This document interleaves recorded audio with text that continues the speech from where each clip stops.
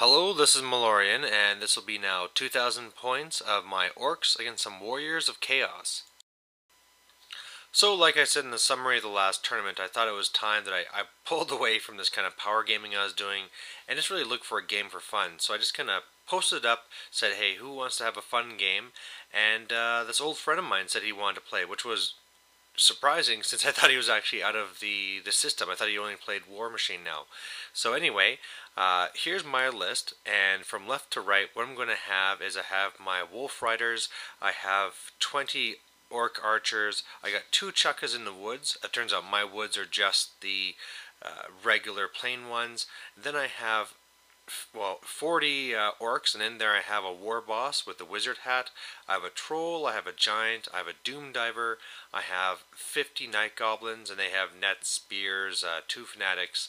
I have the mangler squig, the boar chariot, the wolf chariot, 20 night goblin archers, and then there's a BSB with the ruby ring. Then I have my wolf riders on this side. The far side is actually spider riders, sorry. There's also a pump wagon on the far side, and I also have some savage orc boar boys here. So just a whole bunch of different units, lots of craziness.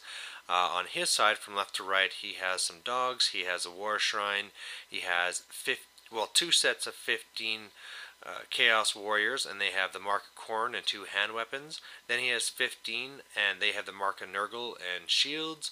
Then he has a big, huge horde of the Marauders with great weapons. They have the Mark of Khorne, and there's also the BSB in there that's giving them +1 movement.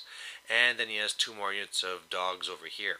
So we actually went and re-rolled from the scenarios from the last tournament, since I still had the package, and it turned out we just got blood and glory. So really, the nice thing I liked about this is that I had enough drops that I could control the deployment and what was going to counter what. So I know that my best chance of taking out all those marauders is to hit them with the night goblins to take away the steadfast, and I got my chariots there as well. The way things are going, hopefully before that happens, my mangler can go across to the left to get at those warriors, because taking on all 3 of those with my orcs will be pretty tough. But if I can just hold back, do some wounds with war machines and stuff, I think I can pull it off. Alright, so he gets first turn, and he just really just goes up for it. So the fast cav are just kind of moving up. I think his big idea here is just to make sure that my fast cav don't go and change things up in the center. And then yeah, the rest of his stuff is moving up. So one thing that he did do is he kind of saw what my trap was, so his marauders there stayed a little bit farther back, making it tougher for me to get to him and making it kind of a long shot. And then otherwise he's just kind of wheeling here with his other warriors. It turns out that his woods is actually the fungus one that makes him stupid and stuff, but of course with his high leadership it doesn't matter. In the magic phase, his guy is basically a level 5 because he has an extra spell and he's the Tzinch and all this stuff. And yeah, I have to throw all my dice to stop Pandemonium, and then after that he makes my night goblins fight each other, they kill some, he blasts my giant, he's down to 2 wounds, and then with his last dice he tried to hit my mangler, and luckily just rolled a 2, so it failed. But yeah, he's coming at me quick, and I don't know how long I can delay. And the worst thing here is, of course, I didn't know it at the time, but now that I'm making this report, I actually paid for 50 orcs and only took 40. So, I'm going to be a little bit outclassed by these warriors here, especially, those Nurgle ones where I'm hitting them on 5s is going to be tough. So, we're going to have to play it carefully.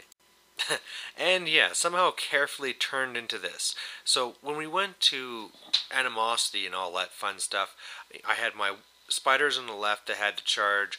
It turned out my general had to charge, so that really did kind of change my whole plans.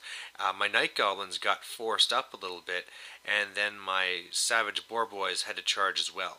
So really what I am going for here is when I saw that I had to charge, I noticed that this one unit was actually wheeled a bit, and so if I somehow got in there, beat them, and overran, I could be into the flank of the Nurgle warriors that has his general in it, and pretty much once I break that, he's in big trouble. That extra movement I got up with the animosity on the night goblins meant that I could pull off this charge. I still need to get a 7. Luckily I got it, and now this is my perfect situation. And of course on the flanks I'm also charging all of his fast cav, and but really it's really down to the center here. And when I moved up and did this, I had to shoot out my fanatics. I tried aiming it at his general's unit, but they didn't go far enough. And end of the turn, it looks like this. So I should say right now that the lore I got with my wizard hat was actually the lore of beasts, which is fantastic because that's probably the best signature spell in the game. And so with the wild form on my orcs, I'm toughness 5 and strength 5 with this the chopper rule and everything. So I got in there. I did okay. I think I beat him by 3 or 2 or something, so it wasn't really all that great. But luckily he broke, and I overran into there. Unfortunately, some of the other combats didn't go so well. Of course, no, I went and I killed whatever dogs I got into combat with. He had fled from my boar boys, but yeah, I netted him with my night goblins. I beat him in combat by 4 or something, but he held there. And of course, now that he held, I'm going to be in big trouble. So we'll have to see what happens there. And otherwise, all my shooting went into his left warriors here, and I did enough damage with the Chekkas that I killed 3 of them, but my Doom Divers scattered off. Interestingly, I actually had to run away with my Mangler because after my Night Goblins had moved up, now the Mangler would have to kind of go through them to move, so I actually just moved it back to keep it out of the way, and then depending on how things go, I can use my Giant and my Mangler to counter. The way that I'm actually into the flank of the General, he can't see me with his line of, his arc with his left unit of warriors, but well, who knows what's going to happen after his magic phase and stuff. And here's just another fast close-up of what's really matters here, where, of course, remember, this is Blood and Glory, so in this we got our generals and his BSB, and just really the majority of our banners and fortitude is right here, so whatever happens right now is going to determine the game. So going along with this, he went and he charged my troll with his other warriors since he couldn't see anything else. His war shrine comes over here to give blessings to the unit because it's going to be fairly important.